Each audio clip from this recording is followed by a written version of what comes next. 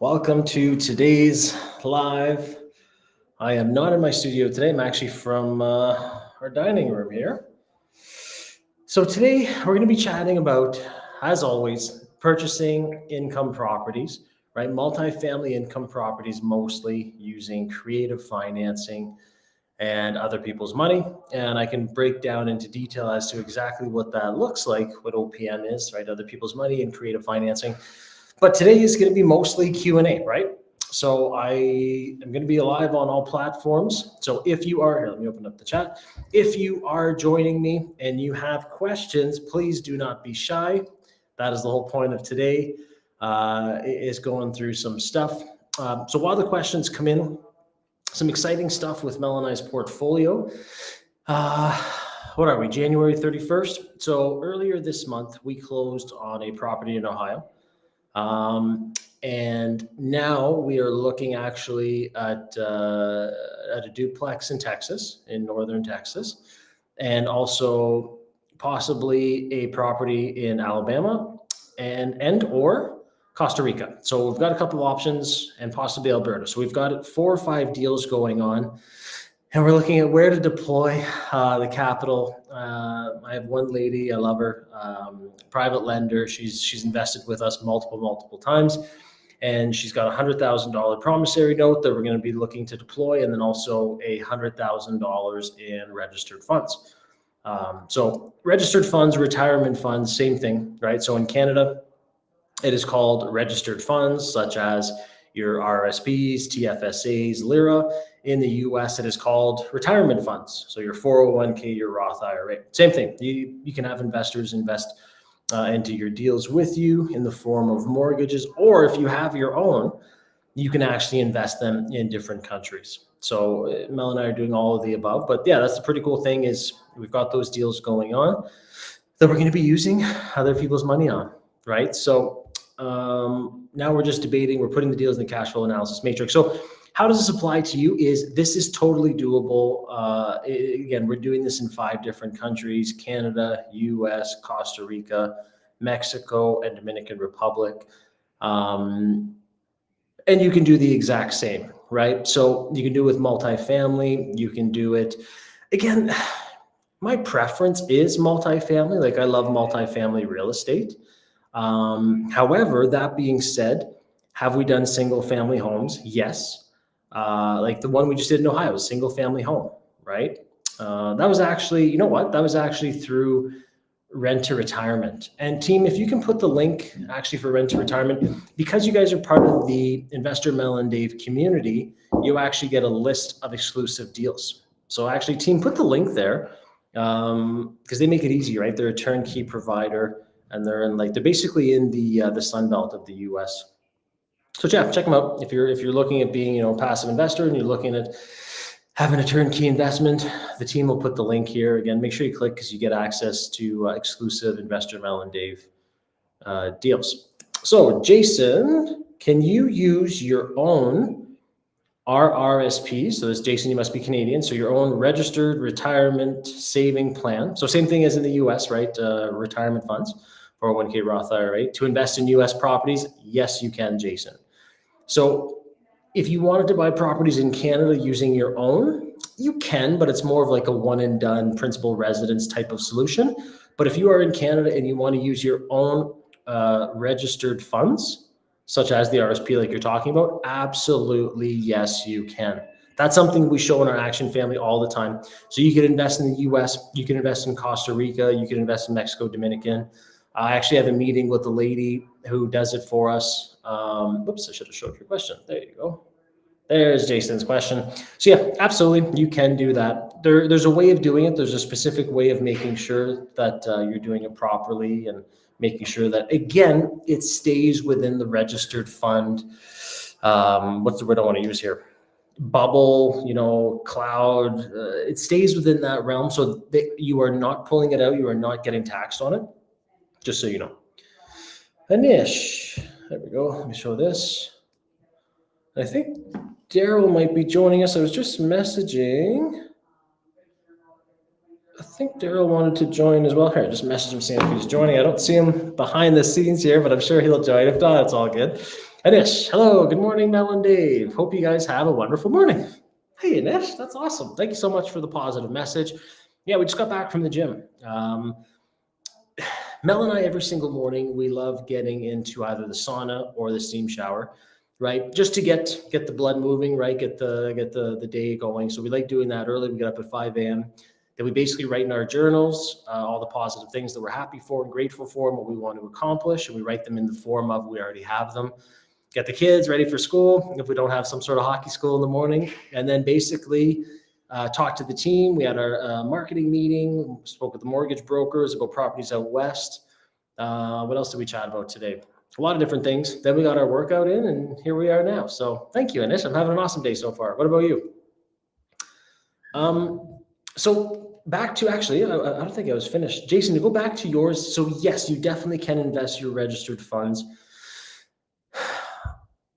The cool thing is, because everyone only has so much registered funds, and you might be saying, Dave, I've been following you, Mel, for a while, or if you're new to us, I hear you're all about creative financing and other people's money.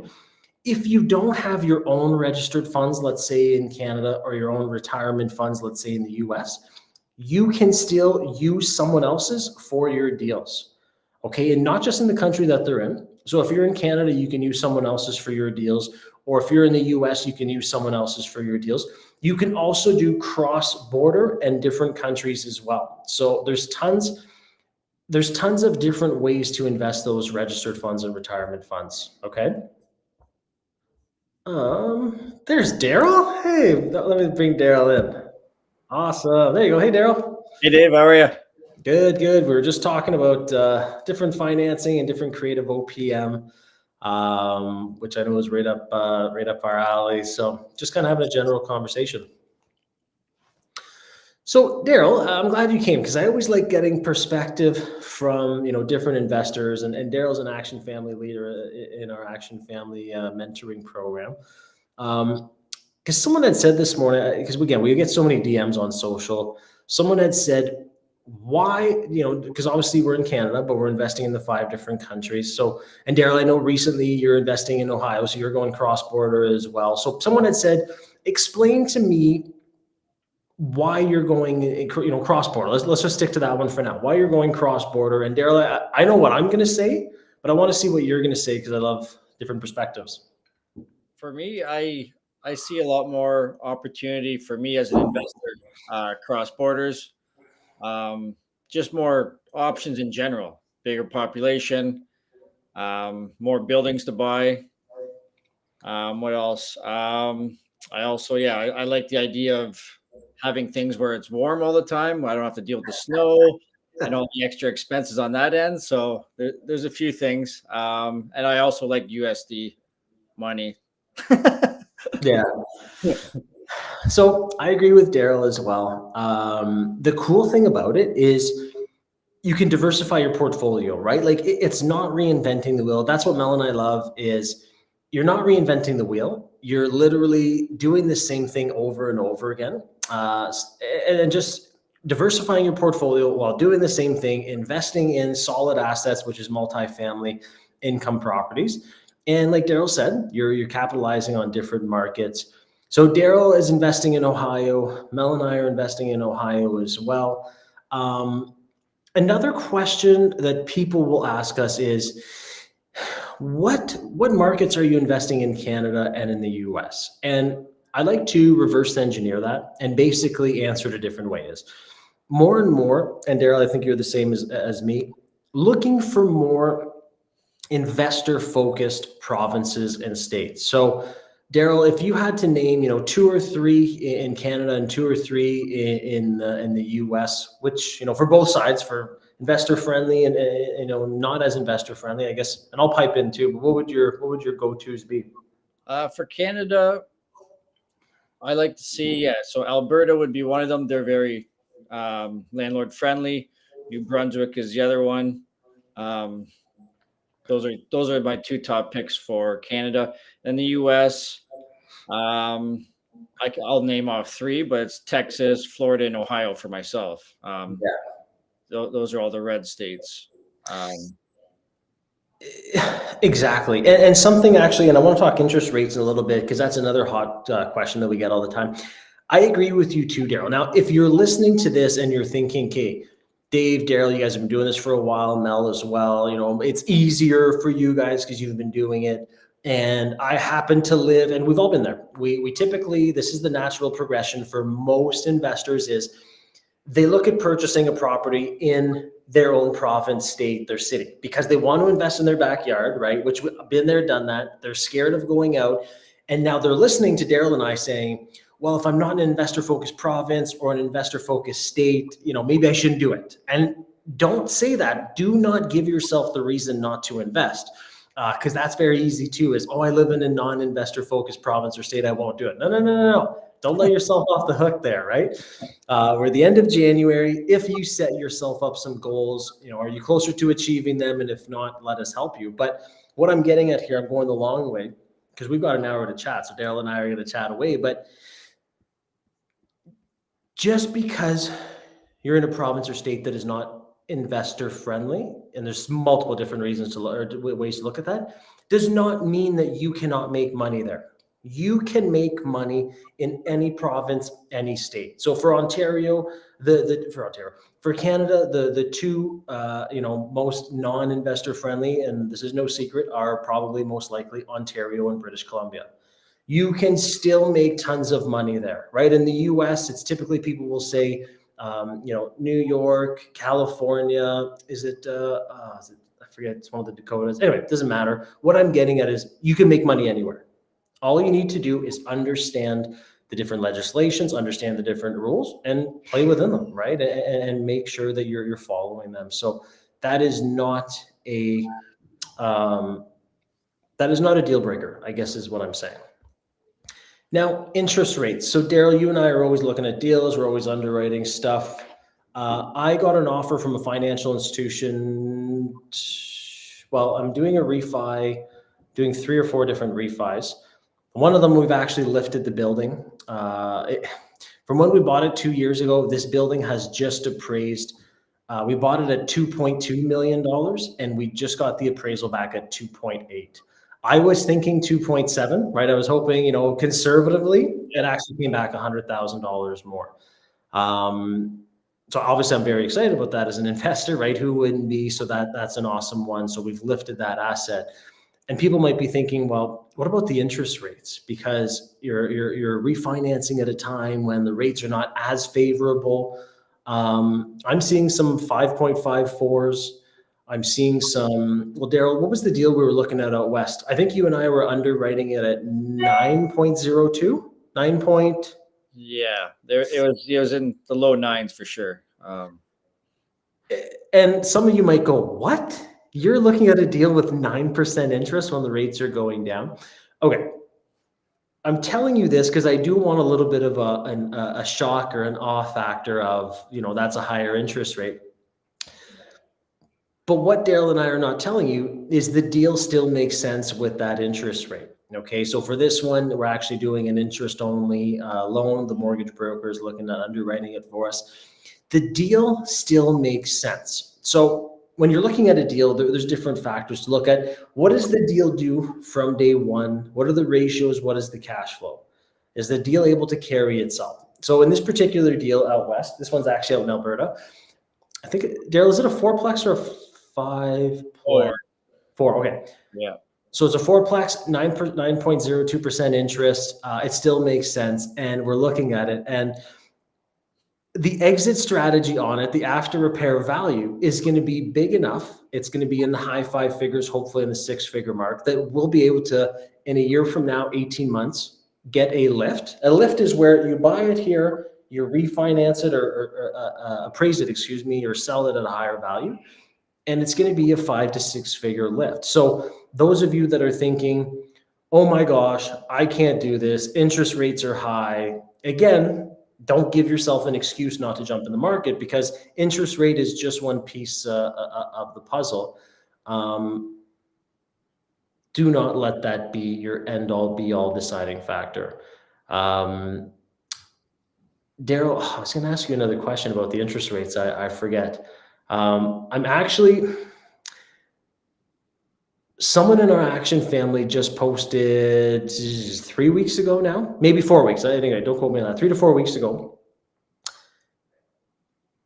they got a seller financing deal at 5% interest only. So, and I won't say their name, it is, not that it matters. Again, it was in the action family, and I'm super happy and proud and pumped for them.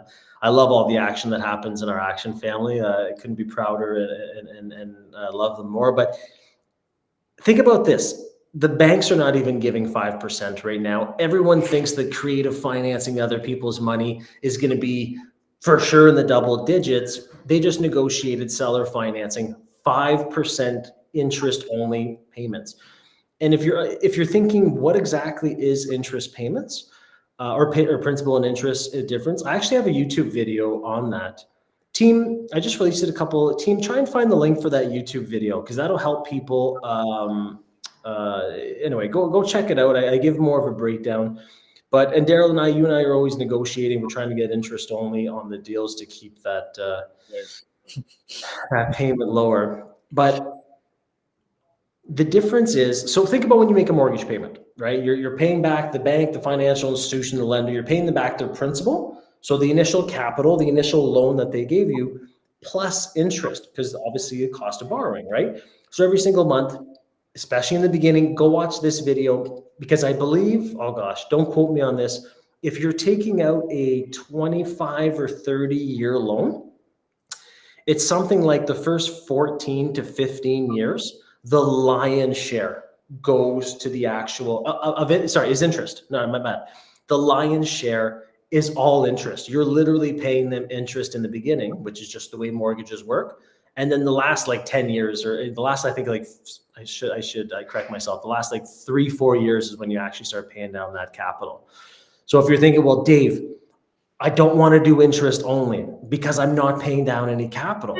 Literally go to an amortization schedule, watch my YouTube video, the team's going to put it in here, and see how much you're actually putting down towards that principal. And then you'll start to think, and Daryl and I look at this all the time. Like if I'm doing a 1 or 2 or 3 year term deal with the creative financing, I'm looking at two different things. Okay. I'm looking at, Daryl, we're always looking at what the monthly cash flow is, right? That's important to us. Absolutely. So we're always looking at the monthly cash flow because we don't want to put any of our own money in the deal and we don't want to carry the deal every single month. So if I want the cash flow to be higher, A, who doesn't love cash flow? And B, if something happens and the building is generating more revenue, I have a bigger safety net to help myself or ourselves, and you should for any of your deal. B, it's almost a question of what would you rather? Would you rather have more cash flow every single month? And team, I hope you can find that YouTube video of principal and interest versus interest only, because I want our audience here to take a look. Well, they can do what they want, but take a look at it if you want. But would you rather have higher cash flow every single month and have a higher safety net, or would you have lower cash flow and then at the end of 2 years have paid more on principal? And think about this. And I'm making up 2 years, at the end of 18 months, at the end of 2 years, at the end of 3 years, if you're refinancing, if you're selling the deal, it hurts less to take a little bit of money less at that period of time when you're refinancing or selling than getting less money every single month. Again, it will be a personal choice, but once I discovered that, I'm like, I would much rather be healthier, more cash flow in the deal every single month than get a few $1,000s more at the end of the term. So once you start looking at that math, and I've got a few YouTube videos on that now that I think about it, we actually have a balloon strategy YouTube video as well. Hopefully, maybe I'm not scrolling down. Hopefully the team can find those YouTube links and put it in here.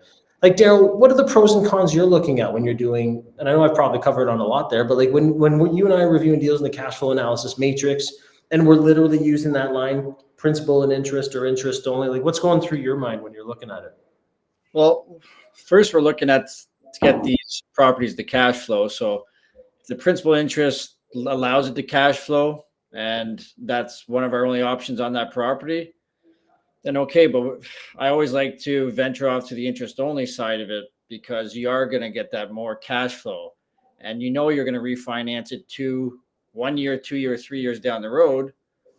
And at that point, you're going to refinance it into a more traditional mortgage where you will be paying the principal and interest down at that time. So why not benefit yourself with extra cash flow for that amount of time while you're doing the lift and everything else to support the building? Those are my thoughts on that, really. So I agree with you. And some of the deals, like, which one is it? I actually have a YouTube video on this one. The Costa Rica deal we did. That deal only made sense if I had zero. Now I'm talking something different. Zero mortgage payments every single year. I completely ballooned them till the end. And then everything was paid at the end with the sale of the asset. So you'll have so many different scenarios. This is all stuff we teach within our Action Family Mentoring Program. Team, put the link if anyone wants to book a call. Again, Mel and I have been doing this. Daryl's part of our Action Family as well. Daryl, you've been able to quit your job. You're a full-time investor, full-time agent.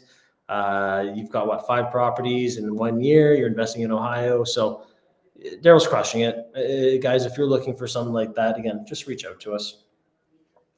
Melanie and Sean, you guys are part of the Action Family, right? Hey, I see some questions in there. Awesome. Charlie, let's go with some Q&A here.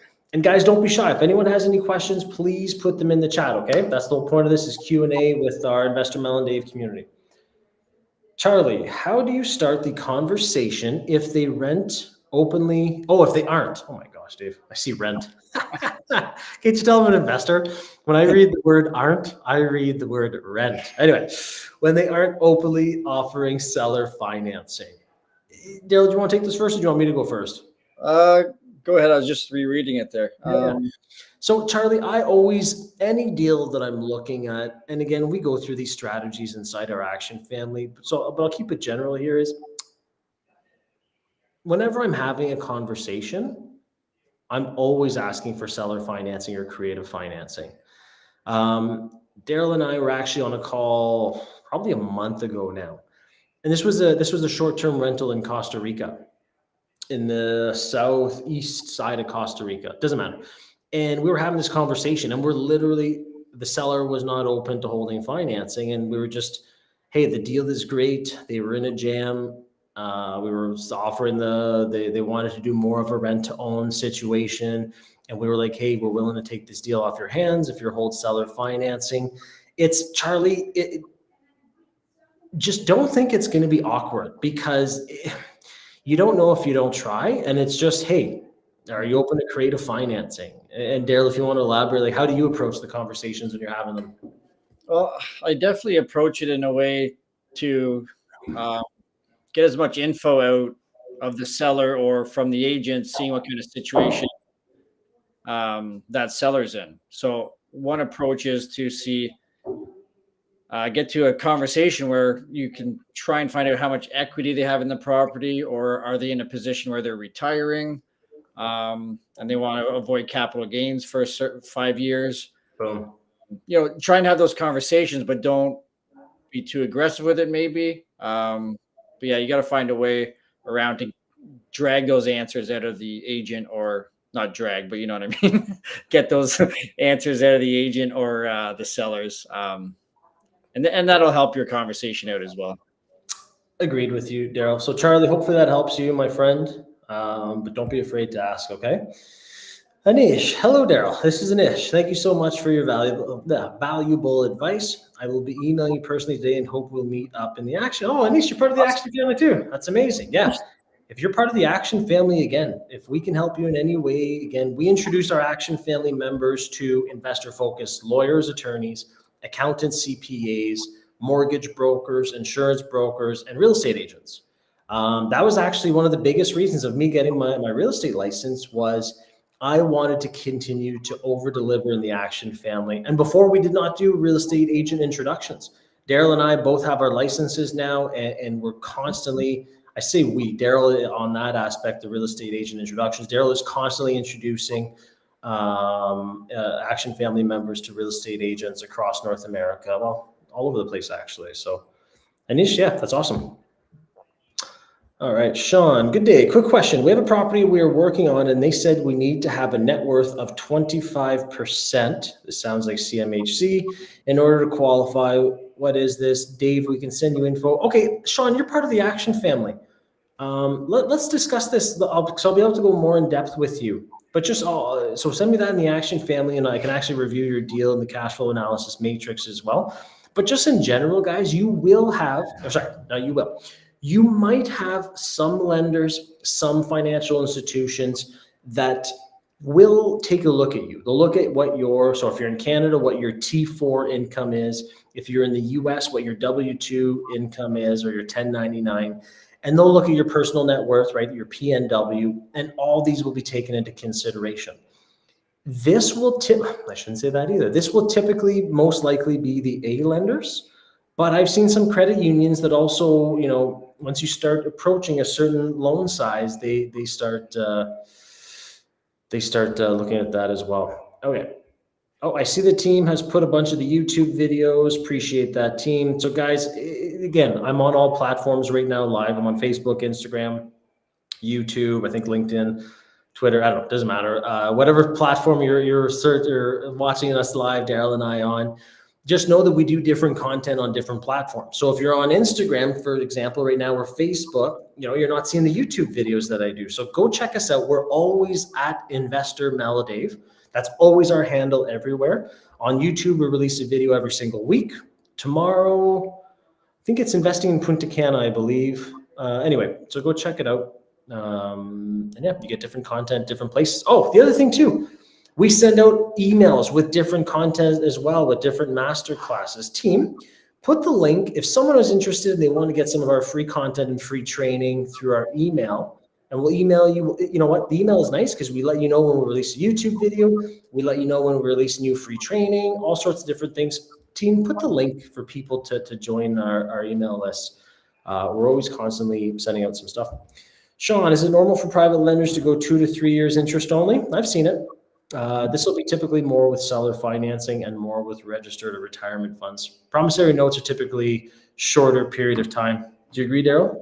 Yeah, they're typically 1 year or less. Boom. Depending on the lender. I 100% agree with you. All right, Lizzie. Okay, isn't there something that looks at rental income only?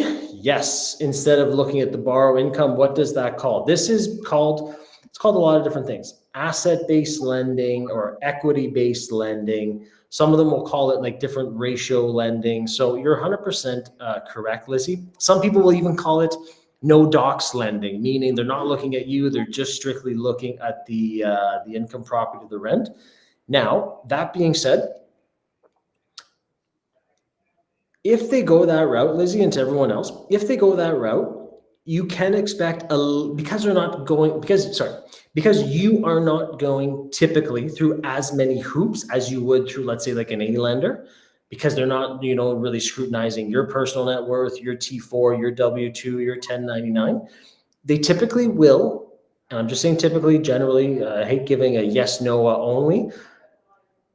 They'll typically give you a little bit lower loan to value, and loan to value just means, I'll make it up.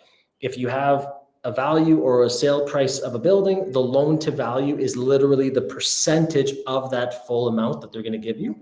So the value of the loan, and then also possibly higher interest rate is what I've seen. That being said, they are more likely to go interest only, like we were mentioning earlier, Daryl and I. So there's some wins and pros and cons to every different type of lending. And a question we get, again, I'm just thinking of because I know we're Q&A here, and guys, if you have questions, don't hesitate. Another question that we do get a lot, again, we're on all social media platforms, right? So we constantly get questions. The team constantly gets questions and all that. People will say, what type of financing is better?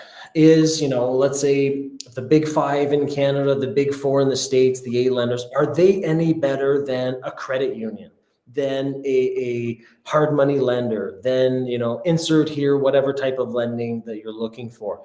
I'm of the strong opinion that I call this the life cycle of the deal. Daryl, I'm sure you can attest to this too. Like, we use every different type of lender. Like, Daryl, do you use all different types of lenders? Absolutely. Okay. Whatever you get the deal done with and it makes sense. Boom. Exactly. I'm on the same page, Daryl. Meaning, Are you going to go to an A lender in the beginning and say, hey, A lender, I've got seller financing. They're actually going to be a second mortgage behind me, which is going to be my down payment. The lender is going to laugh you out of the building, right? And I'm being obviously, they're not going to laugh you out of the building, but they won't do it. And this is not even because they don't want to. It's because it's called, they're federally mandated to not do high ratio mortgages unless they are insured in Canada by like a CMHC, a Genworth, and I forget the other one, the third one, or in the US by like a Fannie Mae, Freddie Mac product. Okay, so it's not even their choice. And if I just said a bunch of stuff there and you're like, what is he talking about? Just, again, you don't have to understand all that right from day one. This is all stuff we teach. That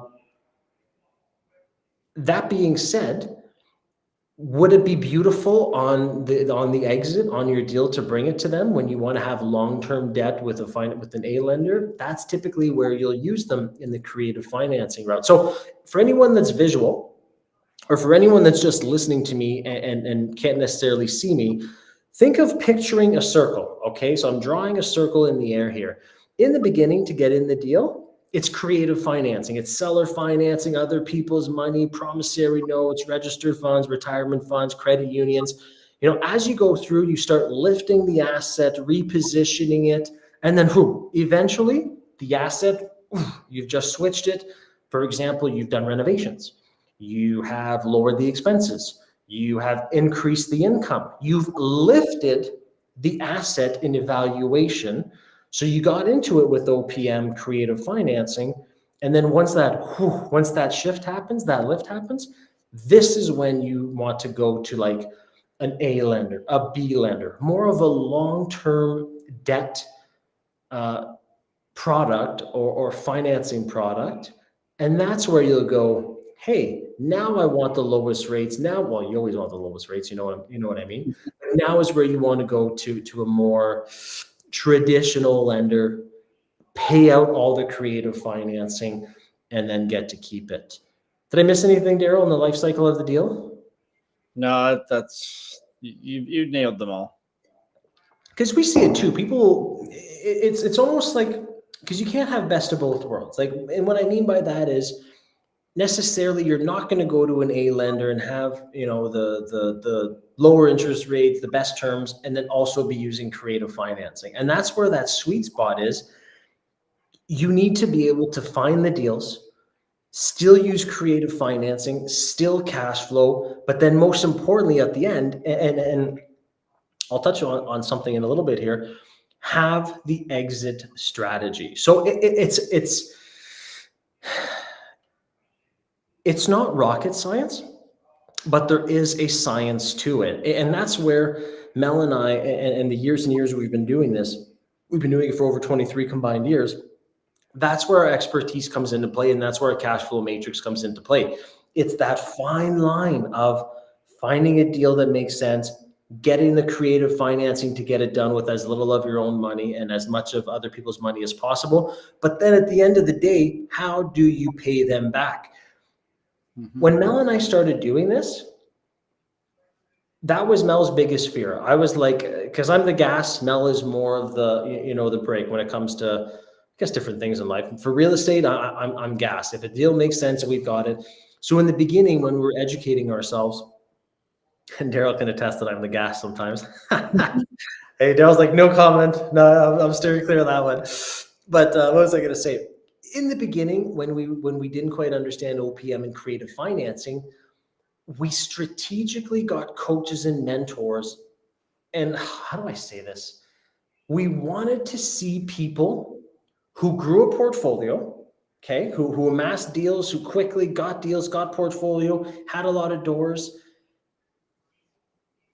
But we wanted to see the people that had mistakes, because that was very important to us. What did they do? So yes, they ballooned up, they got some deals. What exactly did they do that didn't work, right? Why did they lose their portfolio? Why did they go in receivership? Why was there bankruptcy? Why was there repossessions? Like, what happened that they lost it?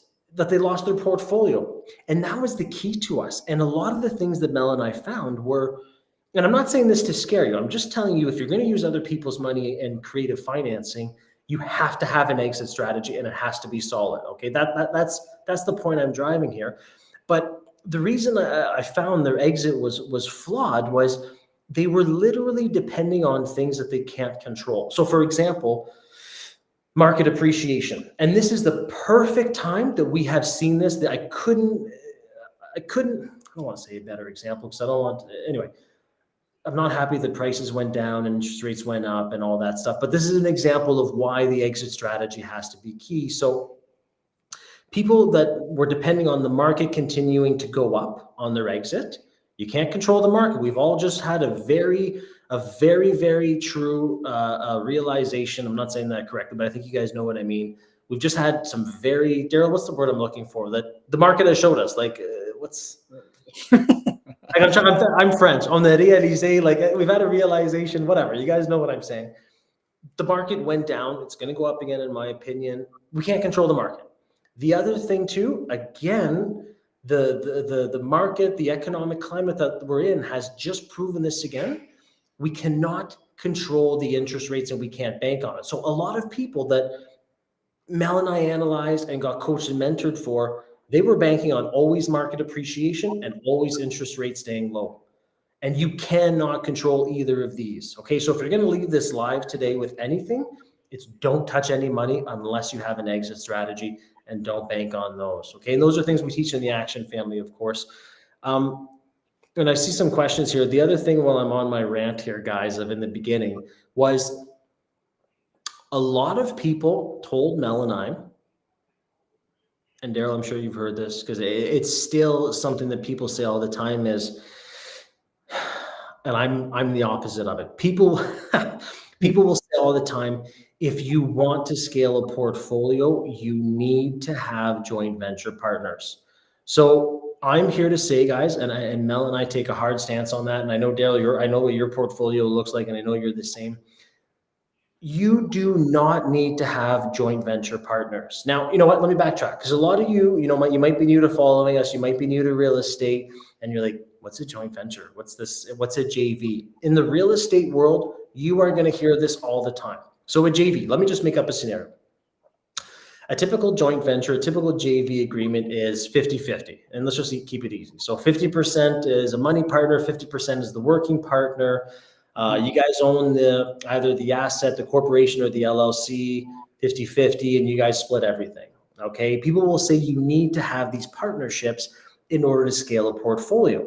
In the beginning, when we were told that, Mel and I were very stubborn against that. We were saying, you know what? We want to do this for us. I don't want anyone else involved in our deals, and we'll talk about other people's money, but in the actual ownership, in the actual decision-making, in the actual ability to control the asset, Mel will say it all the time. I've got enough of just dealing with Dave. I don't want any other partners, putting their hands in it. So we were very stubborn from the beginning, and we said, we are not going to do joint venture partners. So if anyone is telling you you have to do a JV in order to scale your portfolio, Daryl's proof, I'm proof, hundreds of other people in the Action family, right? We've got over 2,000 members now, are proof that you do not need to do JVs. So that is something, if you're hearing that, please, let me be the advocate against that. And if you want to do them, I have a lot of friends that make a lot of money with JVs. So I'm not saying don't do them. I'm just saying I don't do them, and you don't need to do them. You will still have partners, as in private money lenders. Like the lady, I love her. She's lending me $100,000 in registered funds, $100,000 promissory note. We've done this multiple times with her, and we're going to be doing it again, right? I think I said this earlier. We're going to be buying something in northern Texas, probably a duplex, and then either something in Alberta or in Costa Rica or Alabama. Anyway, I got so many options here. I'm excited. So she's awesome. She understands. I'm definitely going to pay her a healthy interest rate, but she's not necessarily going to be a joint venture, and she doesn't want that either. So you do not need to do that. And I've had so many people come to me throughout the years of, hey, Dave, I tried the JV route, the joint venture route, and now we're having problems. Now we're fighting about this. Now we don't agree about this. And again, I'm not here to put it down. I'm just trying to portray light on the fact that you don't need to do that. Okay. If you don't want to, I just feel it's competing interest on an asset that you own 50-50 at some point. Like, I'm just thinking, we refinance an asset and we're paying for Mel's oldest daughter to go to school, right? Most of it, right? Some of it, yeah, anyway, we won't get into the details, and different things like that with res and, vehicle and blah, blah, blah. If I had a joint venture and I said, hey, by the way, interest rates are at all-time high. I want to refinance this building. Our cash flow is going to go down. Let's refi. Do you think that partner would say yes? No, they would say, are you kidding me? We're refinancing at a higher interest rate. Like, right? And I'm being sarcastic here, guys, but this is a conversation that Mel and I had. And we said, yeah, okay. Will the cash flow go down on that building a little bit? Yeah, because the interest rates are higher. And we obviously have strategic ways to make that go away on a shorter period of time. But we wanted that chunk of money. And because it's only her and I, no one's here to say no. So that's what I'm saying. Like, there's going to be circumstances and situations that come up where it's going to be this. It's human nature. Anyway, enough of my rant. Daryl, is that the same reason, I guess, you're not doing JVs as well? I've done, yes, in the past, some JVs with my flips and stuff. And yeah, it's easier to do it without. It's 100% your money at the end of the day. And you're just battling with yourself throughout the project. Exactly.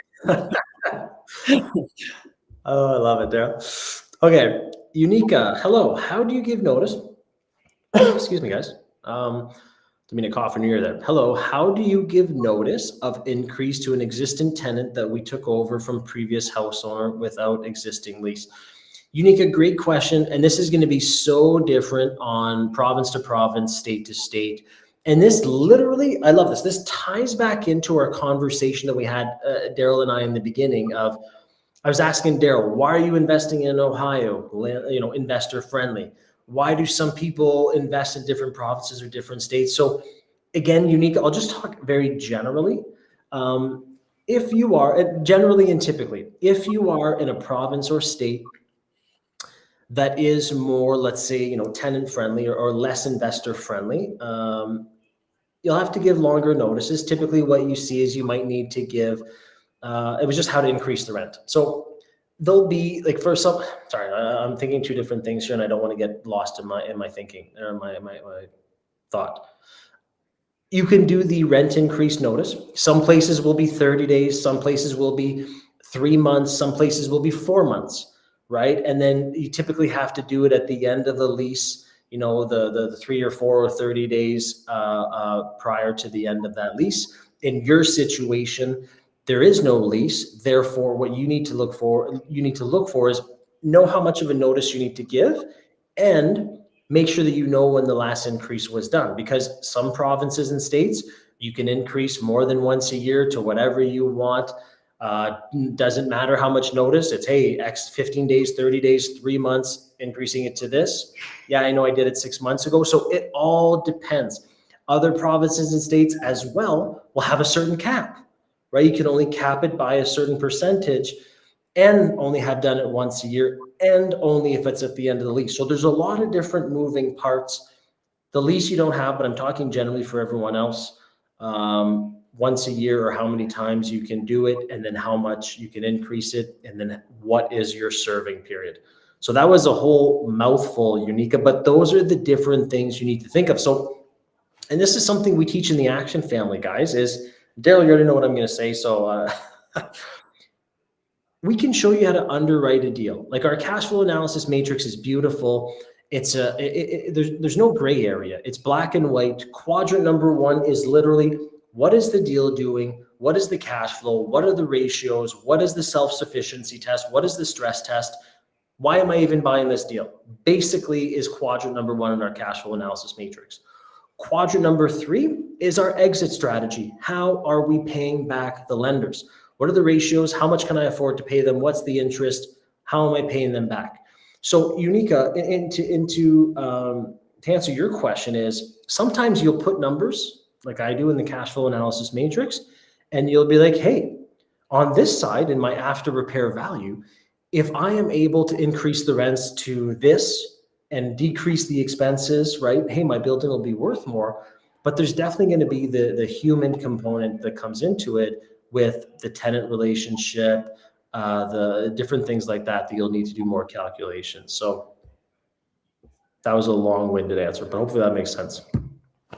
Daryl, anything you want to add to Unique? I just want to make sure.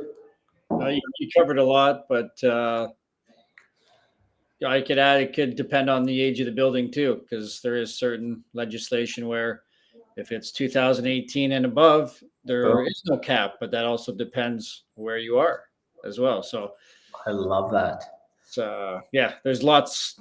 You got to know what market you're in and know what the governing laws are in that market. So I'd start there. Love it, Daryl. I didn't think about that. That's why I love having you on with me. Charlie, how do you present your strategy and plan when you look for OPM? Charlie, honestly, like when I'm looking for other people's money, I like showing them the cash flow analysis matrix. The numbers end up doing the talking, right? It's people, when you're raising private funds, people are most interested in, they have to obviously like you. Like you have to have a relationship with them, which is definitely important. Like I've got an awesome relationship with all my private lenders because that's important to me. I want them to feel comfortable in the deals that Mel and I are doing. But at the end of the day, what they're looking for is, what's my security? I should say three things. So they have to know and like and trust you, obviously. Then the three other things is, what is my security, right? How are you going to pay me back? The exit strategy, which we show them in the cash flow matrix. And then how much are you going to pay me? What's my interest? So as long as you can show them those three things, Charlie, those are the biggest three. Security, how are you going to pay me back, and how much can you afford to pay me? And that's what I show them, boom, with my cash flow matrix. Here's why I'm buying it. Here's how I'm paying you back. This is how I'm justifying the interest I can pay you back. And then your security in the asset. Daryl, I'll let you touch on this one. Lizzie, Daryl, can you see the questions or do yeah, they pop up for me. Yep. Okay, so Lizzie, I'll just read it out for everyone in case some people are listening and not watching. So Lizzie asks, we have two questions. So Lizzie asks, what is the norm?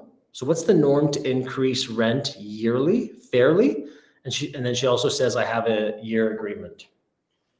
Yeah, so Lizzie, it's kind of going back to the last Unique's question, I believe. And it's going to depend what market you're in, what the legislations are. If if your rent is capped in that market, are you allowed 1%, 3% that year?